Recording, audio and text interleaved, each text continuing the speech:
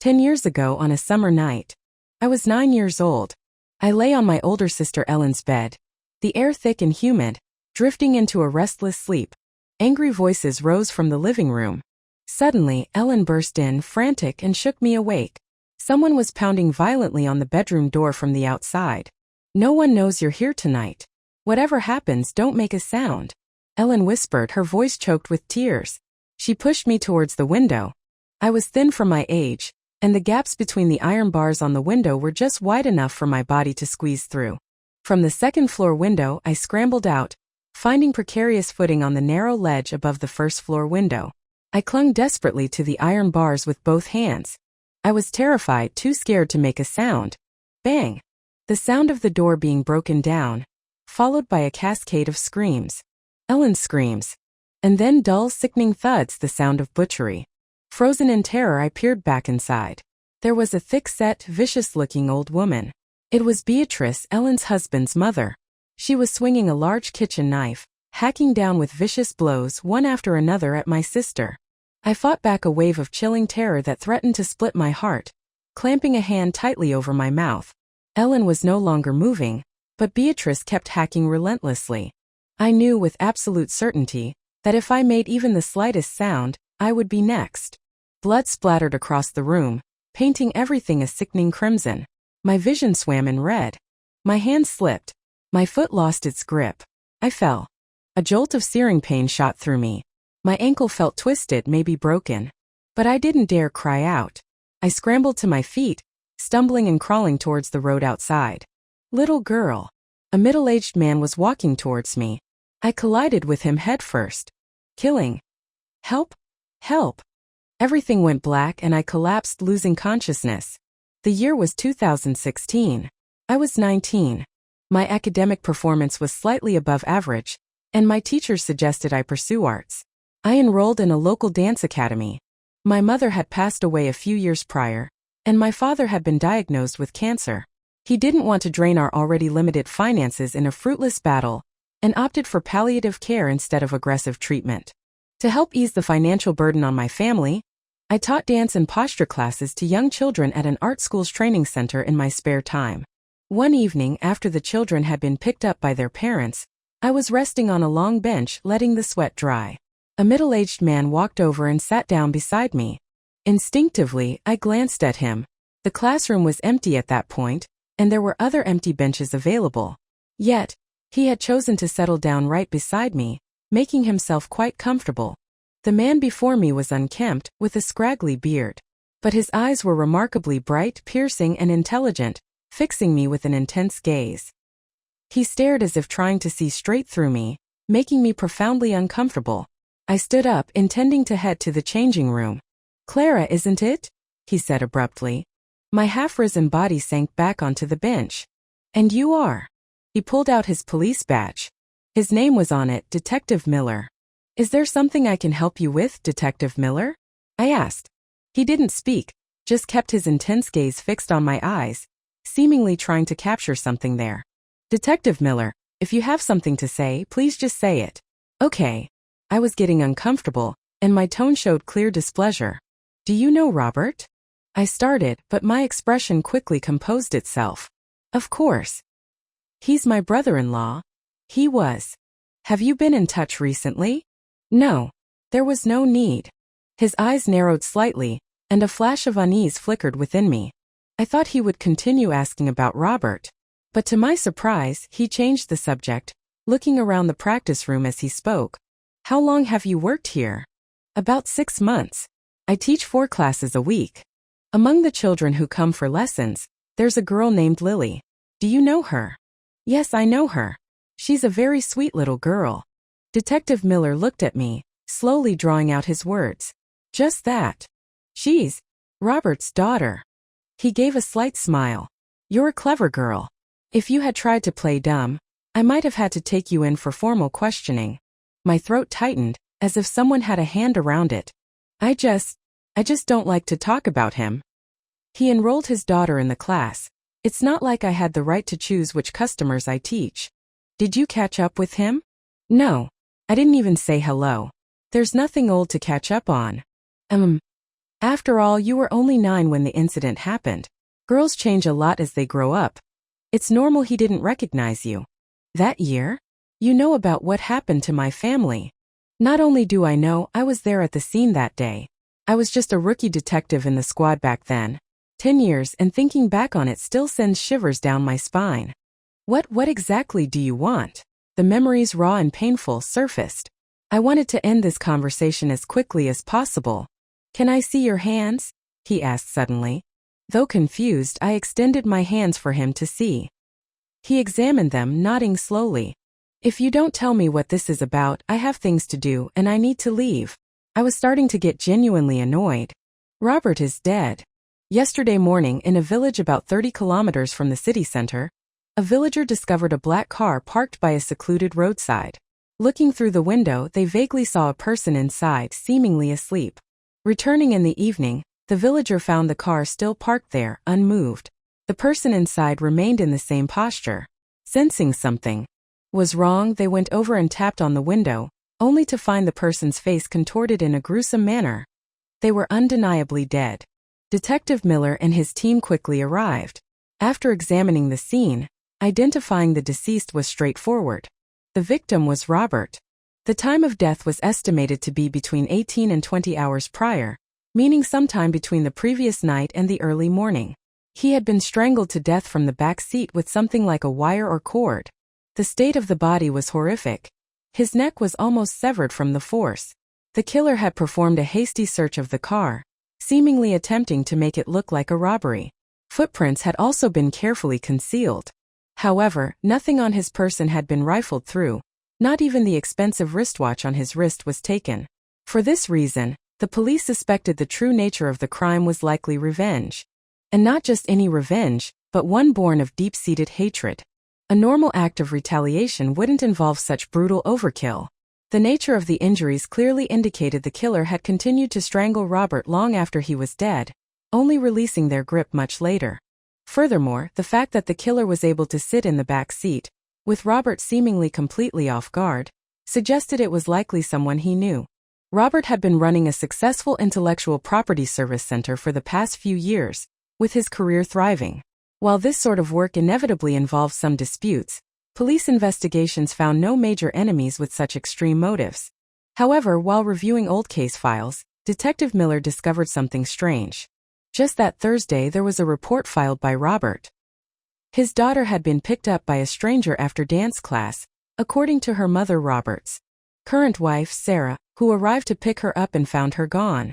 Robert had rushed over, flown into a rage, and immediately reported it to the police. I nodded, confirming I knew about this. As Lily's dance teacher, I had also given a statement to the police about the incident. What followed was even stranger. On Friday night, Robert had gone to ransom his daughter but didn't return all night. Sarah had panicked. After an agonizing wait until dawn, she hurried to the police station to file a missing person report, giving the following statement. On Friday evening, she received a text message from the kidnapper. Robert had judged the ransom amount to be quite small, believing the culprits were likely cowardly thugs with no experience handling large sums of money. He decided to rescue his daughter alone. Sarah was very worried and wanted to go with him, but Robert stubbornly refused. His personality had always been quite arrogant. He often felt he could handle anything on his own.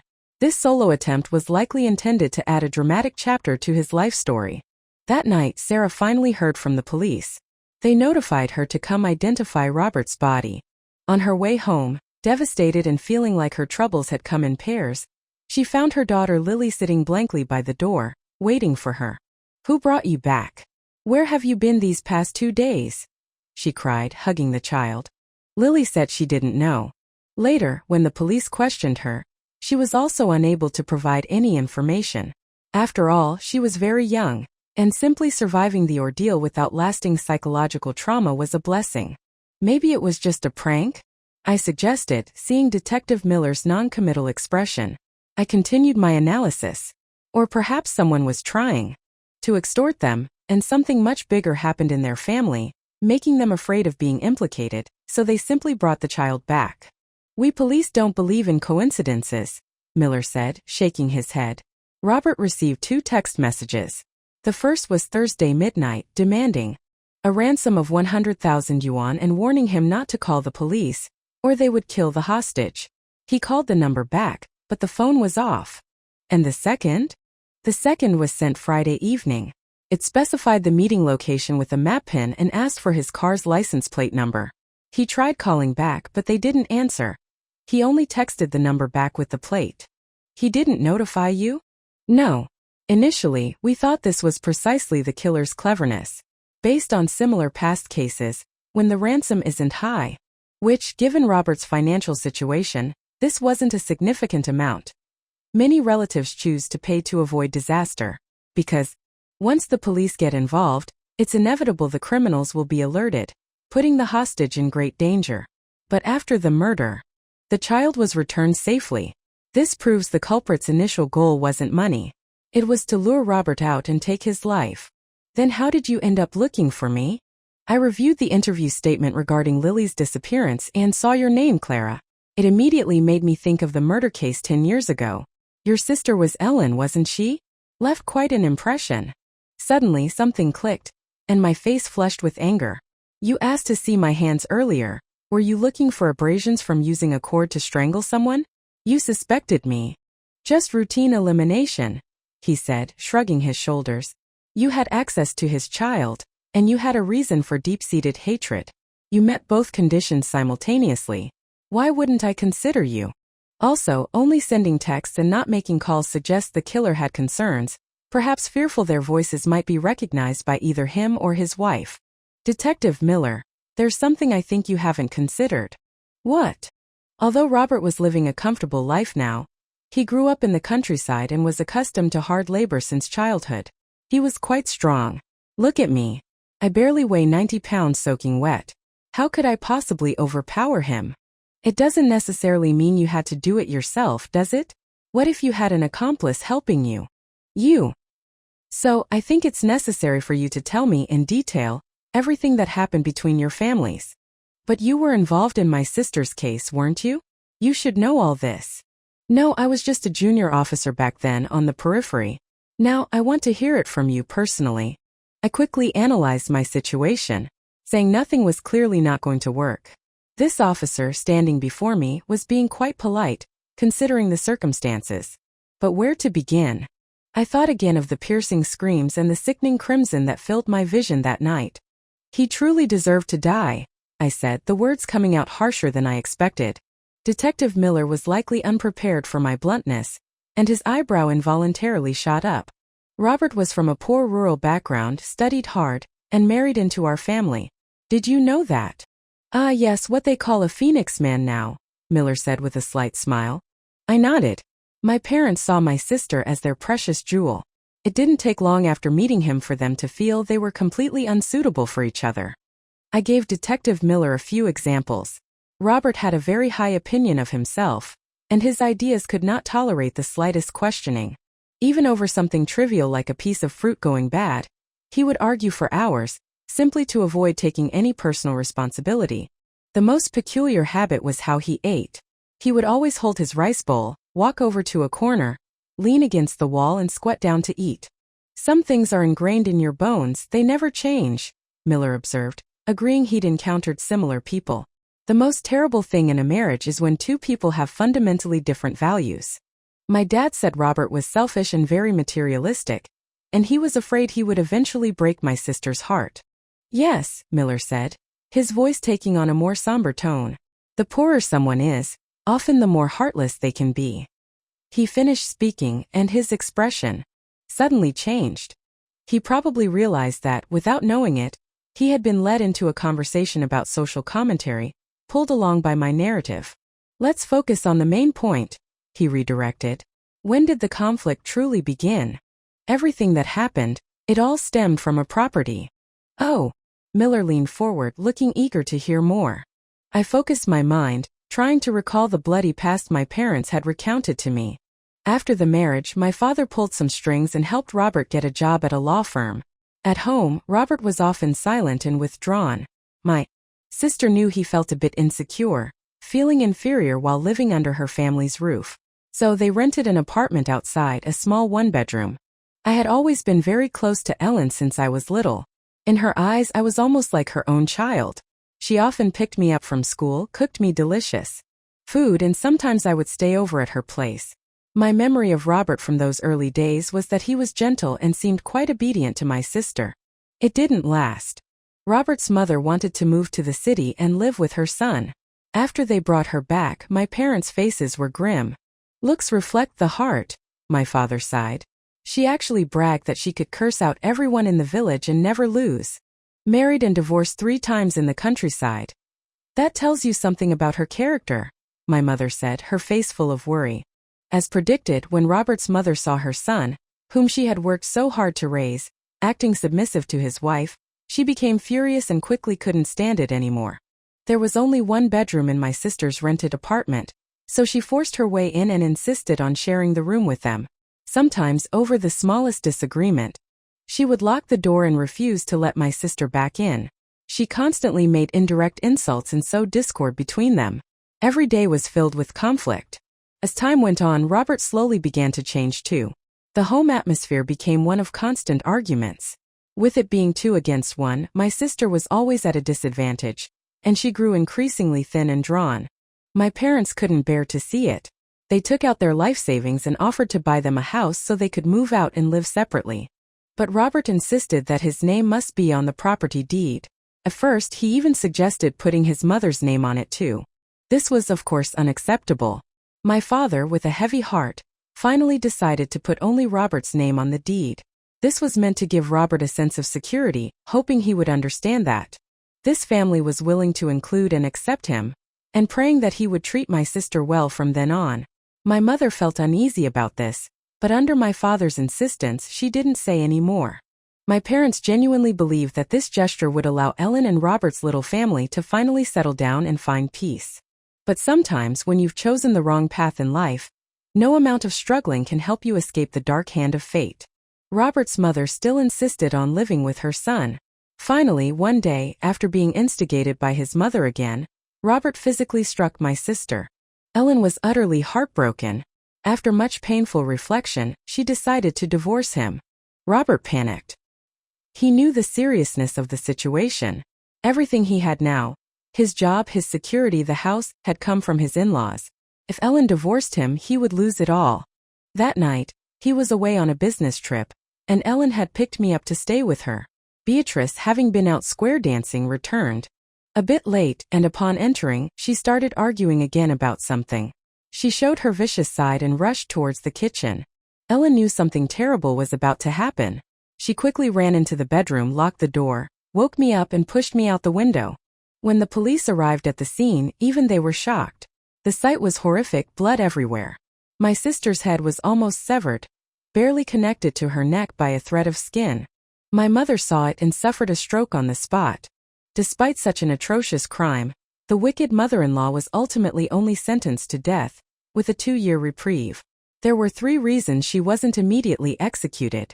First, she was over 60 years old, considered elderly, which typically leads to a reduced sentence. Second, she had cancer and had recently undergone surgery. Third, and most importantly, the victim's husband Robert had chosen to offer his understanding and forgiveness. Yes, forgiveness. 2 years later, she was released on medical parole. Robert, meanwhile, inherited the house that my father had bought. And our family lost everything, including my beautiful, kind sister. Upon learning that the killer was free, my mother died of depression less than a year later. My father, his grief lingering and compounded, was diagnosed with cancer last year. They destroyed our family, took everything from us. Shouldn't I hate him? I asked, the raw pain evident in my voice. It's just a shame that wicked old woman died a few years ago from her illness. She really should have lived to see Robert's end. I suddenly fell silent. I saw that Detective Miller's eyes, too, were a little red. Yes, I remember that detail as well, Miller said quietly. Robert happened to be on a business trip that day. Business trip? How convenient, I said, my voice full of bitterness. Yes, Miller agreed, looking at me with an unexpected expression. A law graduate. He knew the law too well. His saying something like that surprised me. I watched him, wondering what he meant. There's something I want to tell you, he said suddenly. What? Back then, I had just transferred from the factory's security office to the criminal investigation team. I was young and hot-blooded. That day was my first time responding to a homicide scene with the team, and my psychological threshold was completely shattered.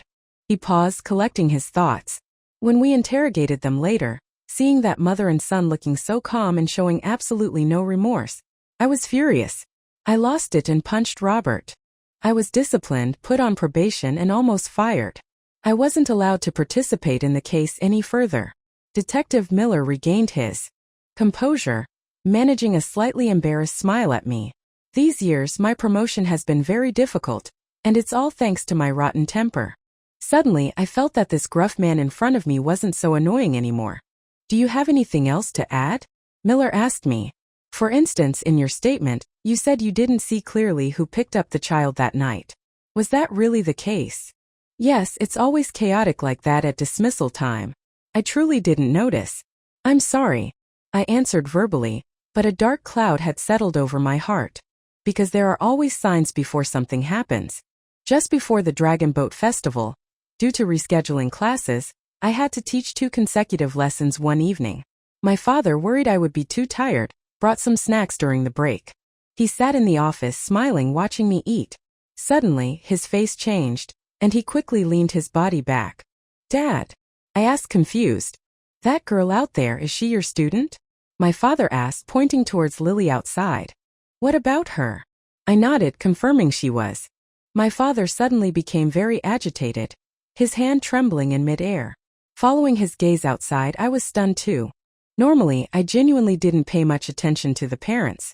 When I was teaching, I even tried not to make direct eye contact with the pairs of intense eyes watching through the floor-to-ceiling windows.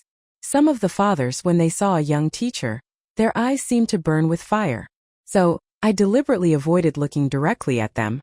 I was just there to earn a living. This girl, Lily, was usually brought by her mother.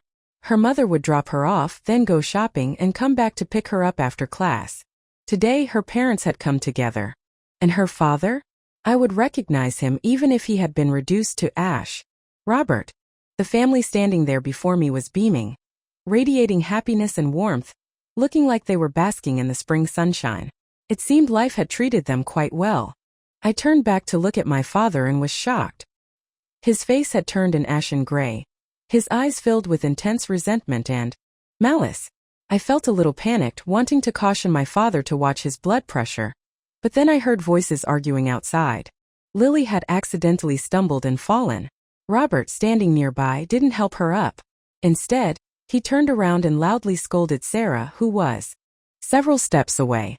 In front of everyone, Sarah's face turned bright red, but she didn't dare talk back. The woman's status in the household was clear. He used to be like that too, my father murmured. When something went wrong, the first thing he considered was how to shift the blame to someone else. I didn't know he was like that, I mumbled, watching them outside. In my impression, at least on the surface, he seemed gentle and honest. My father scoffed. Some people seem honest because they lack the capability to be otherwise. Honesty is just their strategy for survival. Once they get ahead, those kinds of people will never miss an opportunity to bully others, and they usually hit the hardest. From that day on, my father started visiting the training center regularly. He quickly became acquainted with Sarah, often chatting with her for the entire duration of the class. Sarah probably thought he was just one of the children's grandfathers. Sometimes my father would even greet Lily in front of Sarah. The child would smile and say, "Hello, Grandpa." I knew my father had a purpose, but when I asked him, he would just smile and not answer. The child herself was actually very sweet, and even knowing her family history, I didn't dislike her. I couldn't persuade my father, so I could only hope that nothing complicated would arise. After all, the child was innocent. That evening after class, a crowd of parents was gathered at the door to pick up their children, just like any other day.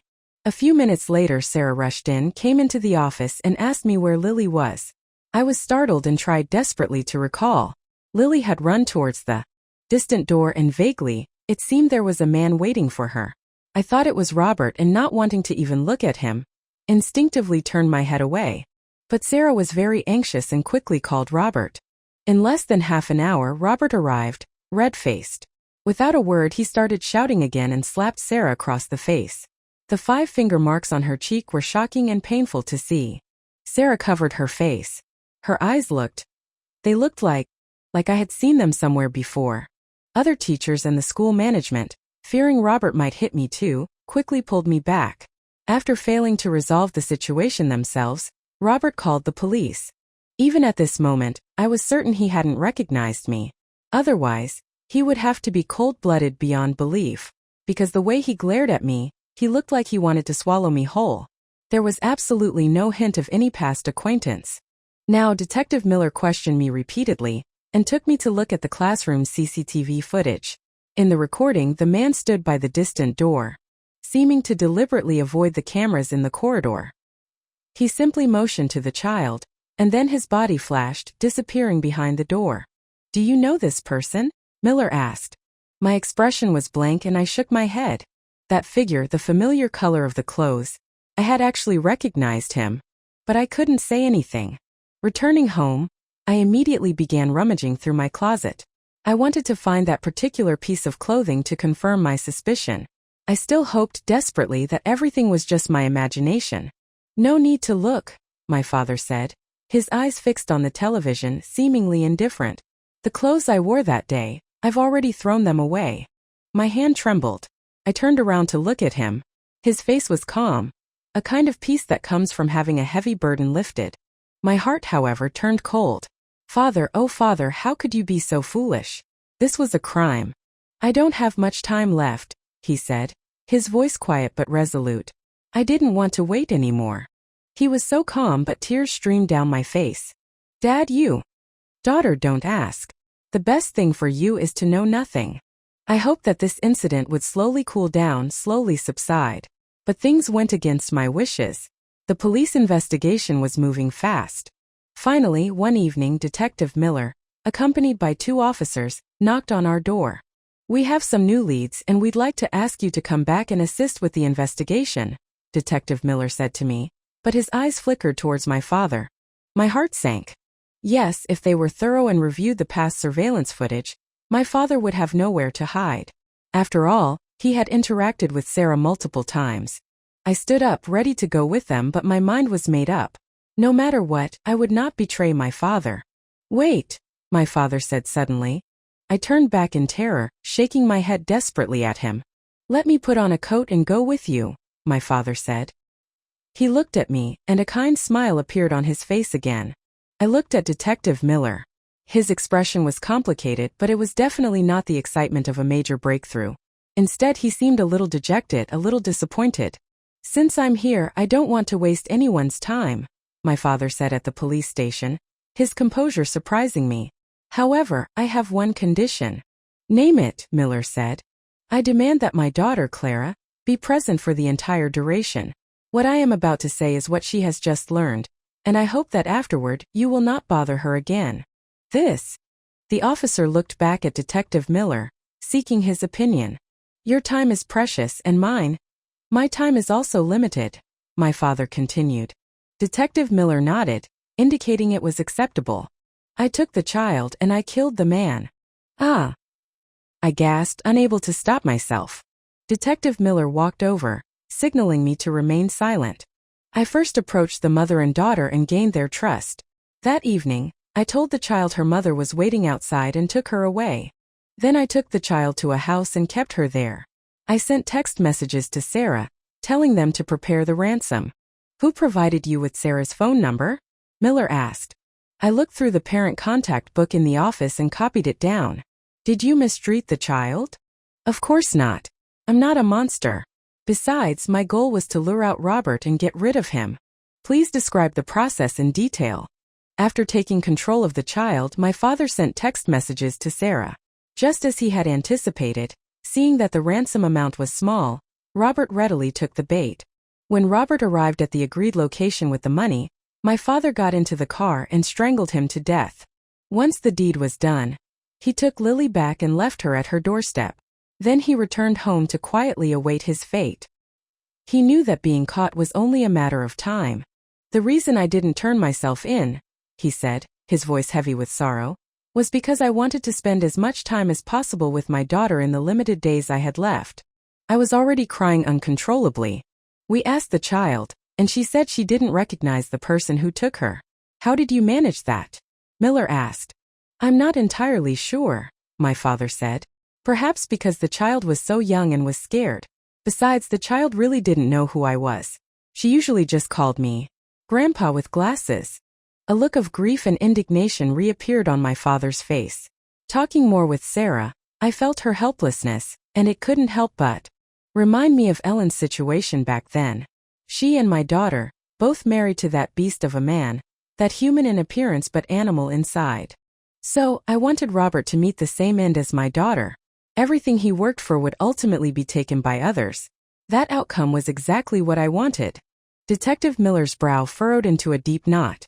According to what you've said, after Robert arrived by car, he opened the door for you. You got into the car and immediately acted so the car didn't move again, is that correct? My father looked up at him, a flicker of something strange in his eyes. But he nodded anyway. Robert's car had automatic locking with a central locking switch, Miller said, his voice low and steady.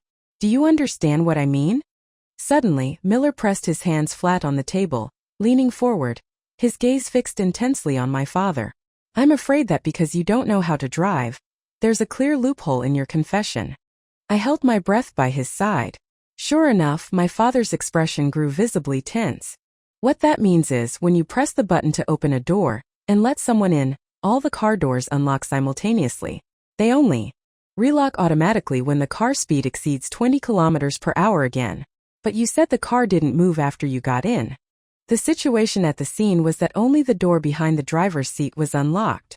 All other doors were in a locked state. This means the person who strangled Robert was already in the car before it arrived at the scene. Therefore, the killer must be someone else who was already inside the car. Or, you lied. Sweat beaded on my father's forehead. He considered for a long time, then slowly began to speak. All right. I intended to bear this alone, but you truly are impressive detectives. I admit I had an accomplice. My father finally revealed everything. He had a comrade from the army, nicknamed Woody.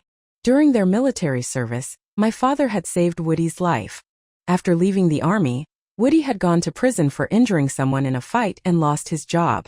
After being released, he had no fixed abode and drifted from place to place. He had come to find my father several times over the years, and each time my father had hosted him generously and offered him financial help.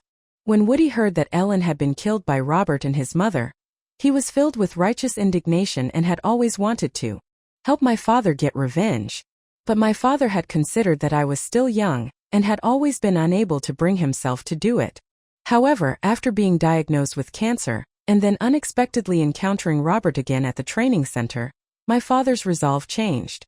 He wanted to settle this matter while he was still alive. On the night of the incident, Woody had arrived at the roadside location early and flagged down Robert's car. Under the pretense of needing directions, he got into the back seat. Robert, having been living a life of ease and success for years, had indeed grown arrogant. Seeing only an old, thin man who seemed frail, he hadn't taken him seriously. He didn't know that Woody, having drifted for years, was in fact a ruthless individual. The car continued to the scene of the crime. In the light of the street lamps, my father appeared, signaling the car to stop. The moment the car stopped before Robert could even react, the steel wire in Woody's hand was already around his neck. Woody deeply felt the pain of his old comrade, so he showed no mercy in his actions. But he was after all old and frail. Therefore, he continued to strangle Robert for a long time to ensure he was certainly dead before opening the door and getting out. Fearing he might leave fingerprints or other evidence, my father watched the entire process coldly, not lifting a hand. Woody meanwhile wore gloves. My father told Woody to take the ransom money. He knew that from that moment on their paths would diverge completely, and they would likely never meet again. The two men said goodbye in the darkness of the night, wishing each other well. From then on, Woody vanished as if into thin air, cutting off all contact with my father. Wearing gloves? No wonder, Detective Miller nodded. There were no killer's fingerprints found in the car, except for Robert and his wife and daughter. Miller then asked, "What is this Woody's real name?" "His name is Daniel," my father replied. "He's from Yibin, Sichuan. He has no fixed address and he was always the one who found me. I don't know where he is. Your father's accomplice gave us quite a run for our money, Detective Miller said to me a few days later. I had voluntarily come to find him, wanting to know the progress of the case. Miller looked exasperated but couldn't help but smile wryly. This man, Daniel, left his hometown almost 20 years ago. Many villagers there actually thought he was already dead. Can't you find him? No, Miller sighed. His current name, any changes in appearance. We have no idea. It's truly a needle in a haystack. Even my superior officer thinks there's not much point in looking for him anymore. Why? Your father's confession said that he himself is also suffering from a terminal illness. He felt his time was short, and that's why he resolutely acted to help your father get revenge. Meaning this person, Daniel, might already be dead or close to dying. Is that right? Miller nodded. Did you ever hear your father mention this person before? He asked me. My dad would occasionally talk about old army stories, I said. Maybe he mentioned him then, I don't remember clearly. Seeing Detective Miller's expression, I knew he actually wanted to believe that my father's story was true. This man called Woody, if he was indeed elderly and terminally ill, the police would expend a vast amount of manpower and resources, only to potentially find that the person was already dead. Or, if they caught him, he might die from his illness before a sentence could even be passed. It truly seemed like there was little meaning, little value in continuing the search. My dad. What will happen to him? I asked, my voice trembling. This kind of crime, kidnapping combined with premeditated murder, has a very high chance of being a death sentence. However, he is old. He has cancer, and then there's the tragic case from 10 years ago as context. The court will take all these factors into consideration. You must have put in a good word for him, didn't you? I asked, looking at him closely. Miller didn't answer. He just looked at me with a deep, inscrutable gaze. The corner of his mouth held a hint of a smile, or perhaps not a smile at all. A month later, the court's verdict came down. Woody had been searched for extensively, but there was no news of him. The police couldn't even definitively confirm whether such a person truly existed. All the testimony regarding him was my father's alone. The prosecution determined that my father had fabricated the existence of a non-existent person to try and lessen his own criminal responsibility. They concluded that my father had gotten into the car early himself, directed Robert to the secluded spot, and then attacked him when he was off guard. They reasoned that Robert hadn't recognized him immediately due to the years that had passed and the darkness of the night. My father thought for a long time, then sighed deeply. Yes, he said. That's how it was. You are truly brilliant detectives. He offered a faint smile. I'm very sorry for all the trouble I've caused you. Finally, my father was sentenced to death, with a 2-year reprieve. The case was closed. One day 9 months later, I received a call from Detective Miller. Your father's cancer has worsened, he said. He's been sent to the hospital. You can go anytime to arrange for medical parole. Filled with anxiety, I rushed to the hospital. My father had lost a lot of weight. Lying in the hospital bed, he looked like a candle about to burn out. I've achieved what I sought, he whispered, his voice weak. I finally have some closure for your mother and sister. Just promise me you'll take good care of yourself from now on. I leaned over him, sobbing uncontrollably. My father stroked my hair. Someone came in. I turned my head and froze. It was Sarah and her daughter Lily. Grandpa with glasses. Lily ran to the bedside, greeting my father affectionately. My heart skipped a beat. You remember Grandpa? I asked, surprised. Of course I remember. Lily said brightly. Lily is the smartest. Mommy just told me to say I didn't know you back then. Ah. I suddenly felt cold all over. Then why are you calling him that now? On the way here, Lily explained innocently, Mommy told me that from now on I can know him again. What was happening? My father's expression showed no sign of surprise. The assets are mostly settled, Sarah said, looking at me calmly. Soon, I'll be taking the child to another city. She's still young, and I believe she'll quickly forget all of this. She paused. We came here to say goodbye. Eat less junk food, my father said, smiling and gently stroking the girl's cheek. You're starting to look like a little round ball. Lily's eyes blinked. Just call me little ball then, she suggested. The kids at kindergarten all call me that. No good, no good, my father said, shaking his head repeatedly. That's awful.